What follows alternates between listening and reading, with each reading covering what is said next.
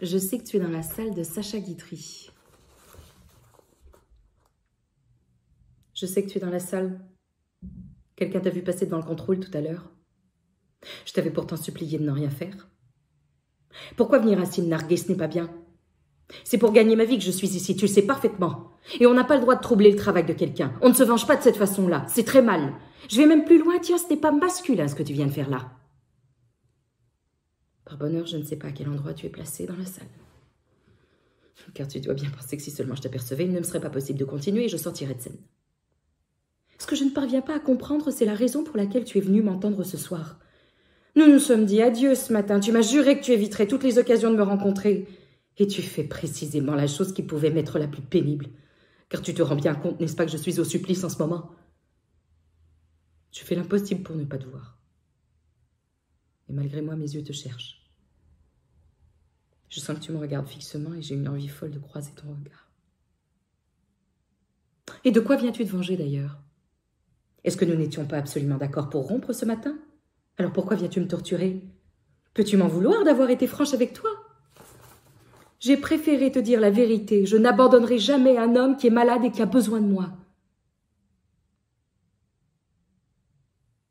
Si je suis restée un instant sans parler, c'est que je viens de rencontrer ton regard.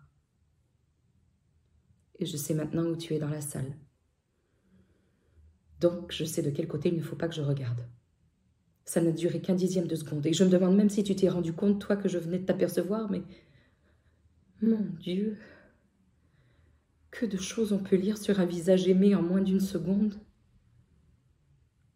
Pourquoi me regardes-tu de cette façon-là? Et qu'est-ce que c'est que cette grimace que tu fais? Tu as envie de pleurer? Mais alors ce n'est donc pas pour te venger que tu es venu? Non? Tu es vraiment triste à ce point-là? Oh, je le pense bien que tu m'aimes encore. Ce n'est pas parce qu'on se dit adieu qu'on cesse instantanément de s'aimer. Oh, je t'en supplie, ne pleure pas, fais attention, il ne faut pas qu'on sache à qui je m'adresse. Oui. Tu regrettes ce qui s'est passé entre nous ce matin? Je n'aurais pas dû être franche. Non. J'aurais dû continuer à te mentir. Oui. Mais alors, quand je te disais il y a 8 jours que je quitterais bientôt cette personne pour être à toi complètement, tu ne le croyais peut-être pas? Pas beaucoup. Tu me faisais croire que tu le croyais. Alors on se mentait tous les deux. C'est du joli. Alors en somme, ce matin de loyauté, quand je t'ai dit que jamais je n'abandonnerais cette personne et qu'il valait mieux que nous nous séparions tout de suite, tu t'es dit quelle idiote. Tu as raison, je me suis conduite comme une idiote.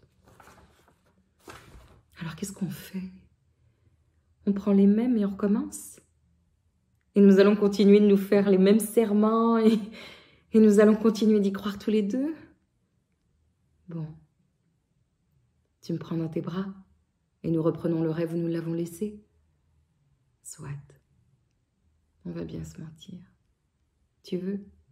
Mieux que jamais, parce que maintenant on sait où est le danger. Je file dans ma loge.